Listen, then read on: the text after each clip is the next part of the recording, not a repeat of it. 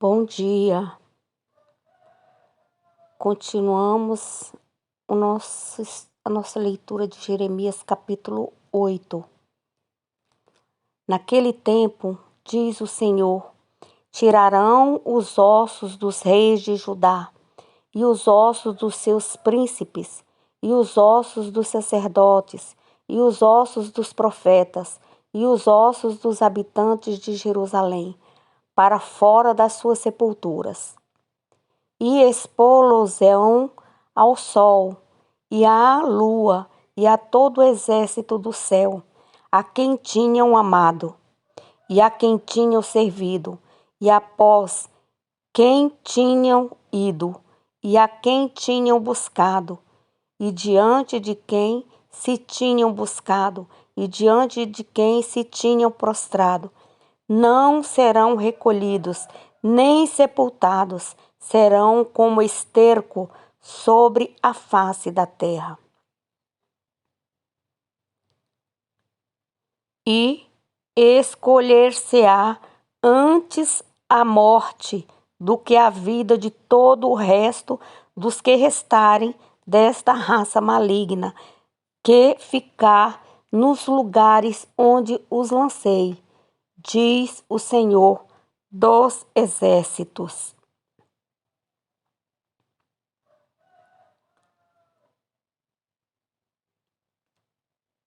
Disse-lhe mais, assim diz o Senhor, cairão os homens e não se tornarão a levantar, desviar-se-ão e não voltarão? Porque, pois, se desvia este povo de Jerusalém com uma apostasia contínua, retém o engano e não quer voltar? Eu escutei e ouvi, não falam o que é reto, ninguém há que se arrependa da sua maldade, dizendo, que fiz eu? Cada um se desvia na sua carreira, como um cavalo que arremete como ímpeto na batalha. Até a cegônia no céu conhece os seus tempos determinados, e a rola, e o grou, e a andorinha observam o tempo da sua arribação. Mas o meu povo não conhece o juízo do Senhor.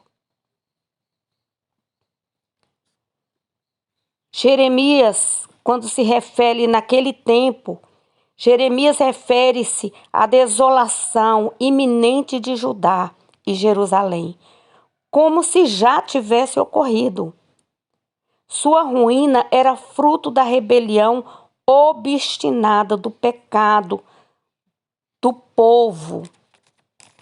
Então, você voltando aí no capítulo 7, no versículo 24, você vê quando Jeremias diz que o povo, eles inclinaram os ouvidos e andaram nos seus próprios conselhos, com os propósitos dos seus próprios corações, que eram malvados, e andaram para trás e não para diante.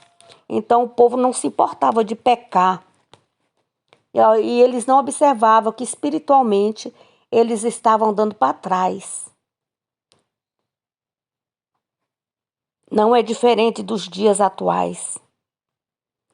Então a visão da desolação causou grande tristeza em Jeremias. Aí ele vai falar aí mais para frente quanto tristeza nós vamos observar. Mas enquanto Jeremias profetizava o julgamento, falsos profetas estavam profetizando a paz. Então, no que se refere aos ossos, nos tempos do Antigo Testamento, deixar os mortos sem sepultar era tido como o mais grave sacrilégio, como castigo merecido pela idolatria do povo. Deus anunciou que os ossos deles ficariam expostos, perante as estrelas que eles prazerosamente adoravam. E ele falava: o meu povo não conhece o juízo do Senhor. Quando ele diz isso, o povo não conhecia a lei de Deus. Além disso, os dirigentes distorciam extremamente a palavra de Deus para fazer o povo crer que estavam bem espiritualmente, apesar de viver em pecado, e que isso não lhe teriam e não lhe traria castigo. Você pode observar que antigamente o povo não sabia ler. Somente uma pequena parte da sociedade que sabia, que tinha acesso aos livros, que eram os escribas, os fariseus, as pessoas abastadas, né? De modo semelhante, o apóstolo Pedro fala dos que torcem a palavra de Deus para a sua própria destruição e para a destruição dos outros. Então devemos nos acautelar de qualquer obreiro que ensina que o crente pode continuar em pecado premeditado e sem desobediência a Deus, e mesmo assim ter a salvação e o reino dos céus. Não, temos que falar abertamente do pecado, mostrar para o povo o que é pecado. Muitos não entendem, muitos não compreendem. E tem aqueles que compreendem, mas eles se encontram engessados.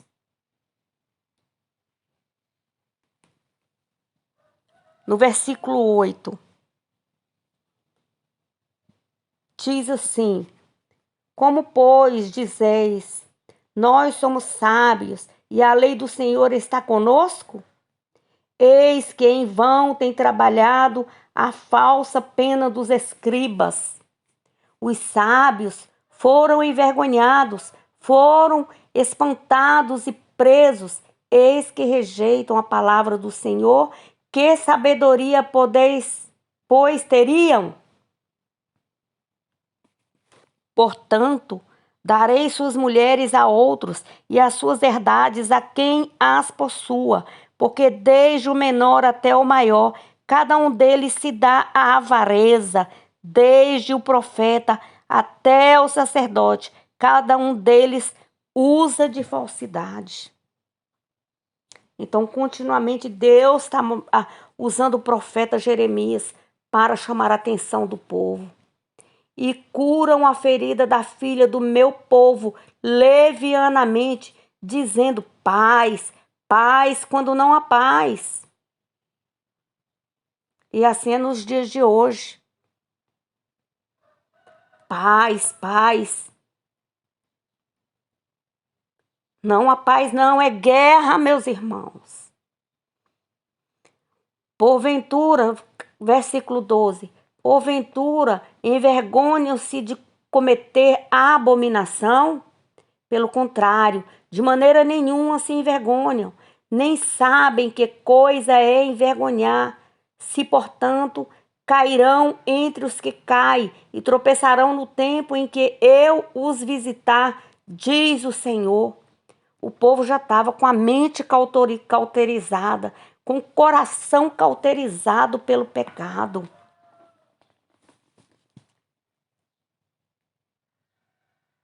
O povo, ele atingiram um grau de apostasia em que não cuidavam de se arrepender.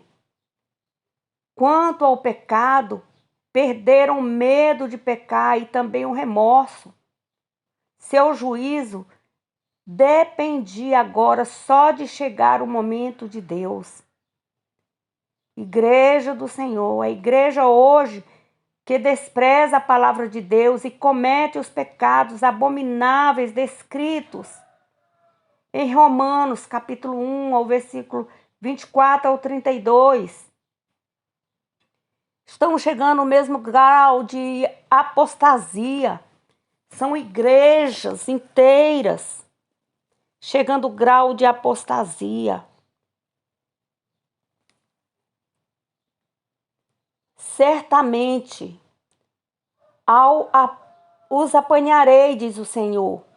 Já não há uvas na vinde, nem figos na figueira, e a folha caiu, e até aquilo mesmo que lhes dei se irá deles.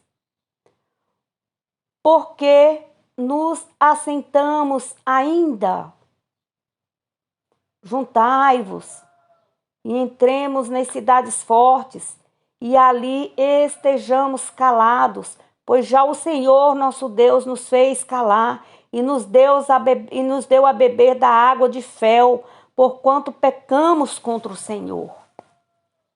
Espera-se a paz e não há bem o tempo da cura, e eis o terror. Já desde Dan se ouve o resfolegar dos seus cavalos. Toda a terra treme à voz dos rinchos dos seus fortes, e vêm e devoram a terra e a sua abundância, e a cidade e os que habitam nela. Porque eis que enviarei entre vós serpentes e basilisco, contra os quais não há encantamento, e vos morderão, diz o Senhor. Oh, se eu pudesse consolar-me na minha tristeza, o meu coração desfalece em mim. Eis a voz do clamor da filha do meu povo, de terra muito remota. Não está o Senhor em Sião? Não há nela o seu rei? Porque me provocaram a ira com as suas imagens de escultura, com vaidades estranhas? Passou a cega, findou o verão, e nós não estamos salvos. Estou quebrantado pela ferida das filhas do meu povo. Ando de luto, o espanto se apoderou de mim. Porventura não há um gueto em Gileade? Ou não há lá médico? Porque, pois, não teve lugar a cura da filha do meu povo?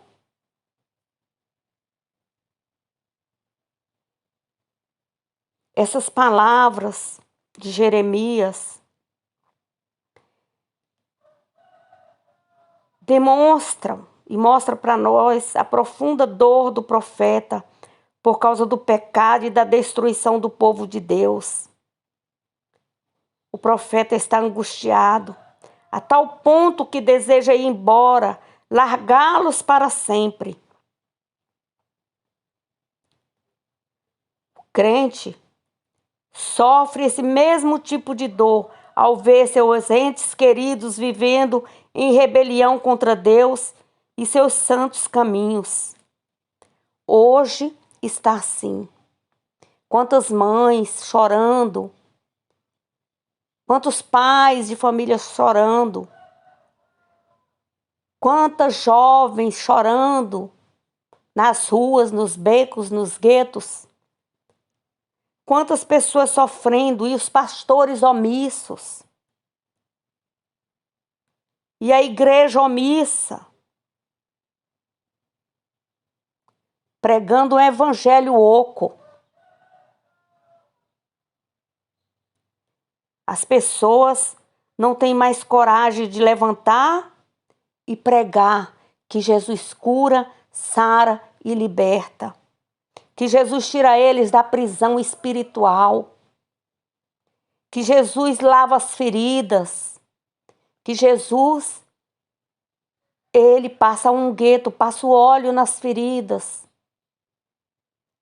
E sara a nação. Começando por sua família.